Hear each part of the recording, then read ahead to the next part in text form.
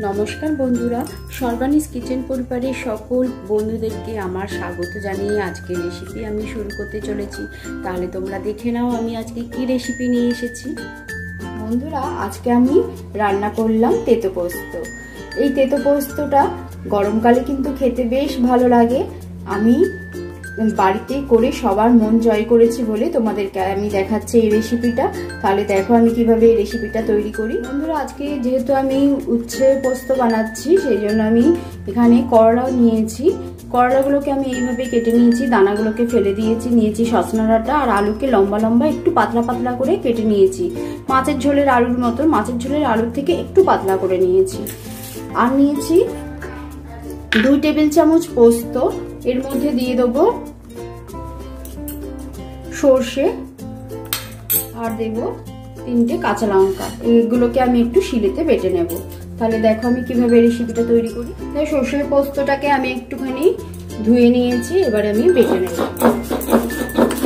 আগে বেটে নিয়ে তারপর আমি রান্নাটা করব, তাহলে কি হবে ঝটপট রান্নাটা হয়ে যাবে। চলো তাহলে আমি বেটে নিই আগে পোস্তটা।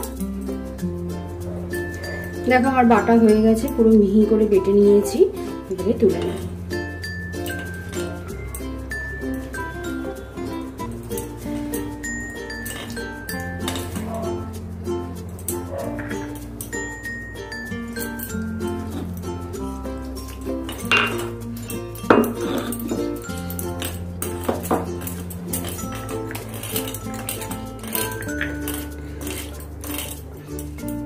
আমি রান্নাটা করার জন্য সর্ষের তেল দিয়ে দেবো।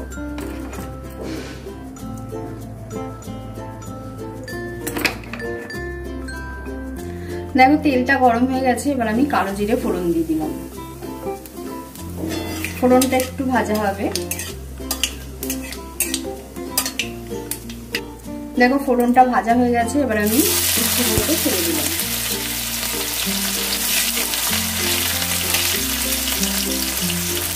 উচ্ছেগুলোকে একটু ভালো করে ভেজে নেব। দেখো উচ্ছেগুলো আমি প্রায় 1 মিনিটের মতন ভালো করে ভেজে নিলাম। উচ্ছে ভালো করে ভাজার একটাই কারণ হলো তেতো যে ভাবটা, সেই ভাবটা থাকে না, খুব তেতো থাকে না, খেতে বেশ ভালোই লাগে। এবারে আমি দিয়ে দেবো আলু। আলুগুলো দিয়ে একসাথে কয়েক মিনিট ভেজে নেব।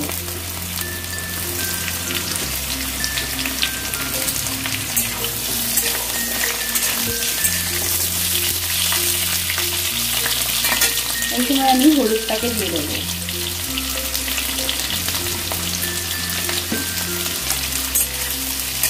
একদম অল্প একটু হলুদ দিলাম।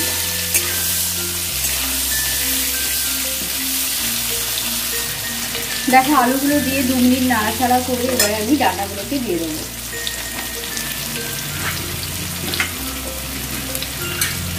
গরমকালে তো আমাদের খেতে ভালো লাগে না, মনে হয় যেন একটু তেতো দিয়ে কিংবা একটু টক দিয়ে ভাত খায়। আমরা নানান রকমের তেতো খেয়ে থাকি। বন্ধুরা একদিন এইরকম ভাবে তেতো পোস্ত করে দেখবে, খুব ভালো লাগে। সেদিনকে একটু দুটো ভাত বেশ বেশিই খাওয়া যায়। এবারে আমি দিয়ে দেবো নুন। আর এটা করতেও বেশি সময় লাগে না, একদম কম সময়ের মধ্যে একটা সুন্দর রেসিপি হয়ে যায়।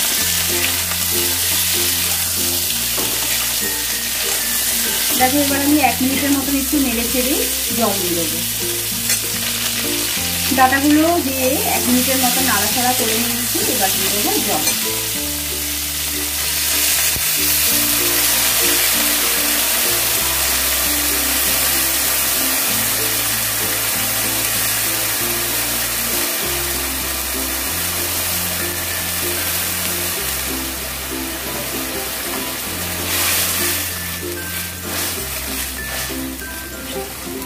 এই জলেতেই সেদ্ধ হয়ে যাবে। জলটা একটু ফুটে উঠলে আমি একটা লিড দিয়ে চাপা দিয়ে দেবো।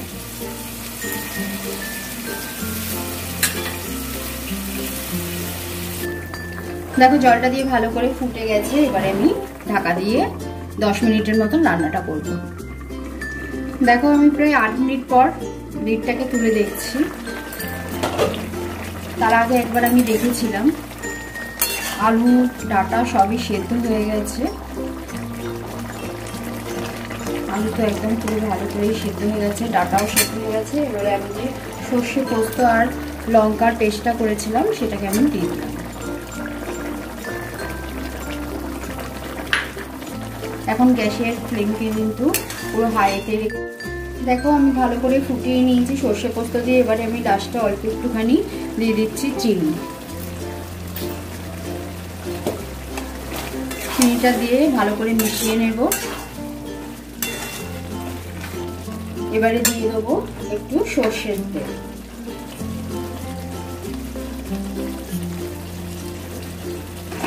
অল্প করেই দিলাম, 1 চা চামচের মতন দিলাম। দিয়ে এবারে ভালো করে মিশিয়ে নিয়ে গ্যাস বন্ধ করে দিলাম। হয়ে গেল আজকের রেসিপি তেতো পোস্ত। চলো আমি সার্ভ করে নিই।